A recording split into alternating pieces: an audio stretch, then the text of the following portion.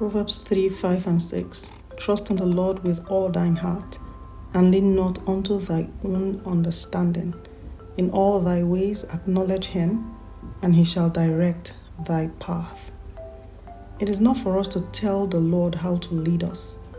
We are to let him lead us any way he will. Often God is trying to bear witness with our spirits, trying to guide us, but we won't listen because we want something spectacular, such as a vision or an angel. But we must remember that anything God does is supernatural. How can I tell whether it's my own spirit or the Holy Spirit telling me to do something? It may just be me wanting to do it. We might be asking these questions and more. But whenever we say me, what exactly are we referring to? If it is the real you, meaning the you on the inside, the man on the inside, the new creature with the life and the nature of God in him, indwelt by the Holy Spirit, then it is right.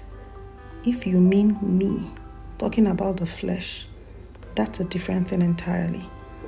So we need to learn to differentiate the two. A Christian's inward man isn't the one who wants to do wrong. If an inward man wants to do wrong, that person has never been born again. 1 John 3:9 has bothered some Christians. They have made mistakes and failed, and they've thought, if I were born of God, according to the Bible, I wouldn't sin. But this verse is talking about the inward man who doesn't sin. I've done things that were wrong, but my inward man didn't do them. In fact, he didn't agree with me when I did them.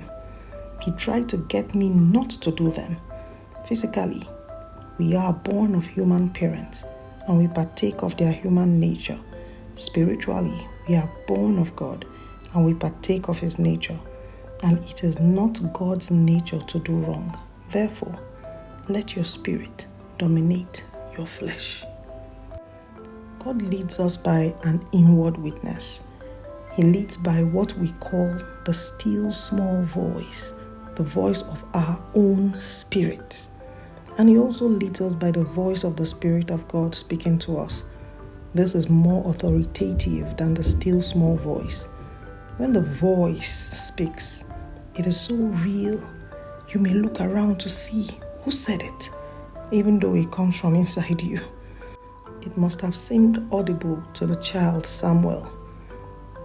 But yet, Eli the prophet didn't hear it.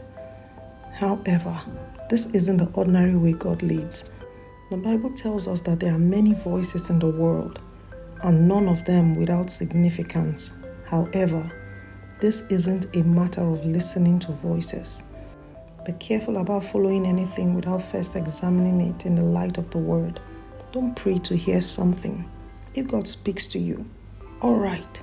If God doesn't speak to you, we have His Word, and we can walk in the light of it. In Acts 27 verse 9 and 10, Paul didn't say, I've got a revelation, or the Lord told me, or the Lord revealed it to me. He said, I perceive. This was just an inward witness that he had. He perceived something spiritually. I heard a story once of a family of 7 who went out to eat. The children's food had already arrived at the table when the father suddenly said, let's rush home. I just have a perception that we should go.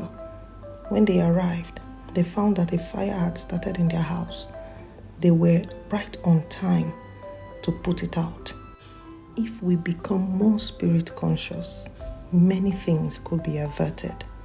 We miss it most times because we do not listen. If the sailors had listened to Paul, they could have saved the ship and all the merchandise. God is not an enemy of man. He's trying to help us. He's not working against us. He's working for us.